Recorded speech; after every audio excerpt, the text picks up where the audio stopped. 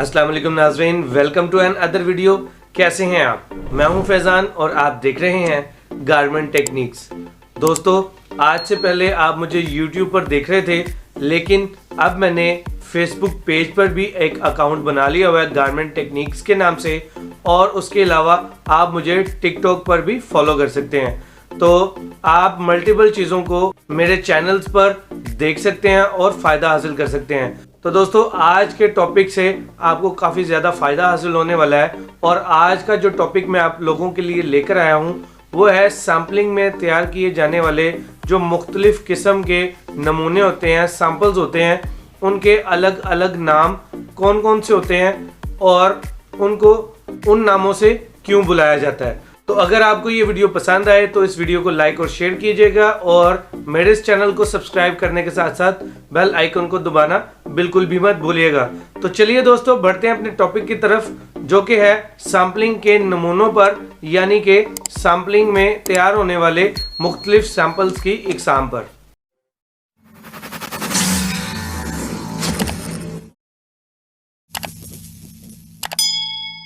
दोस्तों, बहुत से लोग फैक्ट्री लाइन में जो काम कर रहे होते हैं, उनको अक्सर सैंपल्स जो हैं वो रिसीव होते हैं। वो किसी भी स्टेज पर हो सकते हैं, वो सैम्पलिंग स्टेज पर हो सकते हैं या डेवलपमेंट स्टेज पर हो सकते हैं। उसके बाद आप जब स्वाइंग का काम करते हैं तब भी आपको स्टिचिंग के लिए एक अलग सैंपल मिलता है, वॉशिंग के लिए एक अलग सैंपल मिलता है, और फिनिशिंग डिपार्टमेंट के लिए, डिस्पैच के लिए, पैकिंग के लिए एक अलग सैंपल मिलता है। लेकिन आप अक्सर सैम्पलिंग डिपार्टमेंट में अगर काम करते हैं और अगर आपका सैम्पलिंग में जाने का इत्तेफाक हो, तो आप वहां पर अक्सर देखते होंगे कि आपके मुख्तलिफ किस्म के सैंपल तैयार हो रहे होते हैं। कोई कह रहा होता है डेवलपमेंट सैंपल है, कोई कह रहा होता है प्रोटो सैंपल है, कोई कुछ कह रहा होता है, कोई कुछ कह रहा होता है। लेकिन ख़ास तौर पर जो जूनियर्स हैं, उन्होंने मुझसे काफ़ी दफ़ा इस बारे में डिस्कस किया कि सर, हमें जो सैंपल की जो कैटेगरी है इसके बारे में कन्फ्यूजन है, और ये भी नहीं पता चलता कि किन किन सैंपल्स को किन किन नामों से बुलाया जाता है। तो दोस्तों, मैं आपसे कुछ सैंपल जो है डिस्कस कर लेता हूँ। हो सकता है इनमें से कोई चीज़ रह जाए, और अगर कोई चीज़ स्किप हो जाए जो आप जानते हैं, तो उसमें आप कमेंट सेक्शन में मुझे मैसेज कर सकते हैं, बता सकते हैं। तो दोस्तों, सबसे पहले जब डेवलपमेंट की जाती है किसी भी पैंट की, शर्ट की, या कोई भी ऐसा लिबास जो सैम्पलिंग में बनना होता है और उसको बिल्कुल शुरू से बनाना होता है, तो उसको डेवलपमेंट सैंपल कहते हैं। उस वक्त तक, जब तक डेवलपमेंट हो रही होती है, तब तक कोई भी तब्दीली उसमें आ सकती है। कस्टमर आपको टेक पैक यानी कि टेक्निकल शीट की सूरत में भी डेवलपमेंट जो है वो बनाने को कह सकता है, या फिर कोई लेग दे सकता है, या फिर रेफरेंस सैंपल कोई दे सकता है और उसमें कुछ चेंजिंग्स बता सकता है कि आप डेवलपमेंट सैंपल बनाएंगे और उसमें ये चेंजिंग्स करेंगे। उसके अलावा दोस्तों, आ जाते हैं प्रोटो सैंपल पर। प्रोटो सैंपल भी एक ऐसा सैंपल होता है जिसके ऊपर अभी आपकी वर्किंग जारी होती है।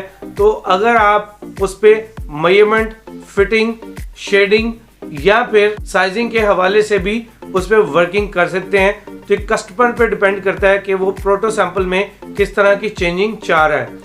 उसके बाद बात कर लेते हैं फोटोशूट सैंपल की। फोटोशूट सैंपल जो होता है दोस्तों, ये तस्वीरी जायजा होता है, जिससे आप तस्वीर के जरिए जायजा लेते हैं फोटोशूट सैंपल का। इसमें कैटेगरी 1 भी हो सकती है, 2 भी हो सकती है, 3 भी हो सकती है।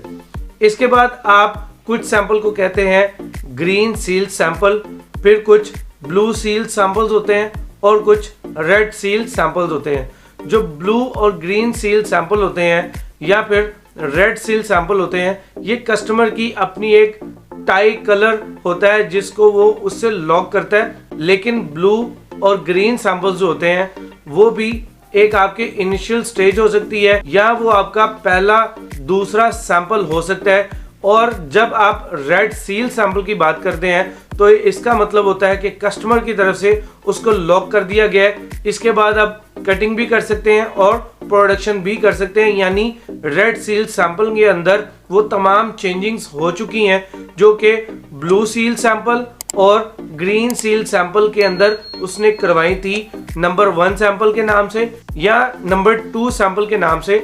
इस तरह से उसको कैटेगराइज करता है या फिर उसको नंबर 1 और 2 और 3 का नाम देता है, या फिर उसको कोई भी टाई कलर दे सकता है। उसमें येलो भी हो सकता है, ग्रीन भी हो सकता है, ब्लू भी हो सकता है, लेकिन फाइनल सैंपल कौन सा होगा? Red seal sample.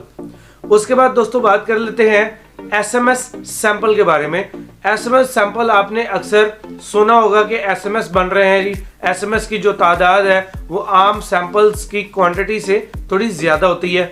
यानी अगर आपके green seal sample, photoshoot sample, development sample या रेड सील सैंपल या फिर प्रोटो सैंपल अगर तैयार हो रहे होते हैं तो दोस्तों उसमें ज़्यादा से ज़्यादा एक बेस साइज होता है, उसमें 2 पीसेस कटिंग हो जाते हैं और उससे छोटा और उसके बाद बड़े साइजेस में 2-2 पीस कटिंग हो जाते हैं, या फिर एक पीस जो है वो बनवाता है कस्टमर। तो इस तरह से आपकी 3 साइजों में या तो एक पीस होगा या 2-2 पीस होंगे, या फिर कस्टमर क्या करते हैं कि बेस साइज में 3 पीस बनवा लेते हैं किसी एक साइज में। 32 साइज या 34 साइज ज़्यादातर इनमें सिलेक्ट किया जाता है, क्योंकि ये रेगुलर साइज होते हैं जिन पर कस्टमर जो है वो ज़्यादा इन्हिसार करता है और वो ज़्यादा इन चीज़ों को मंगवाता है बनवा कर।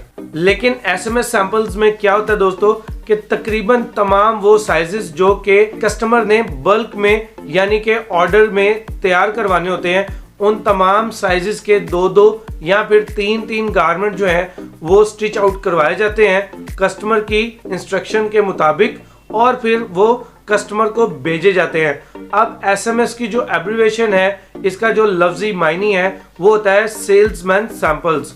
ये सेल्समैन सैंपल्स होते हैं दोस्तों, ये कस्टमर जब मंगवाता है तो इसको मार्केटिंग के लिए इस्तेमाल करता है, यानी वो अपने डिस्ट्रीब्यूटर्स जो है उनके थ्रू मार्केट की मुख्तलिफ शॉप्स पर जो है वहाँ पर डिलीवर करते हैं और उनको एज अ सैंपल जो है वो प्रेजेंट करते हैं। जब उनको प्रेजेंट कर दिया जाता है दुकानदारों को, तो वो शॉपकीपर्स उसके ऑर्डर्स में अगर इंटरेस्टेड होते हैं तो वो जो शॉपकीपर होता है वो फिर ऑर्डर प्लेस करते हैं, अपनी क्वांटिटी बताते हैं। तो फिर मुख्तलिफ शॉपकीपर्स जब एक क्वांटिटी बताते हैं तो जो कस्टमर हमसे बल्क तैयार करवाना चाह रहा होता है वो फिर एक क्वांटिटी बताता है रेशो वाइज, यानी फाइनल कर दिया जाता है कि इस ऑर्डर में इतनी क्वांटिटी इतनी रेशो के साथ कटिंग करनी है और तैयार करनी है। तो दोस्तों इस तरह की कुछ सैंपल्स की एग्जांपल थी, तो मैंने सोचा कि काफ़ी लोग इससे डिस्टर्ब है और समझना चाह रहे हैं कि ये सैंपल की जो कैटेगरीज है ये क्या हो सकती है, इसको कैसे समझा जा सकता है। तो मैंने आपके लिए ये डिटेल वीडियो बनाने की और आपको इसमें आसान अल्फाज में समझाने की कोशिश की है।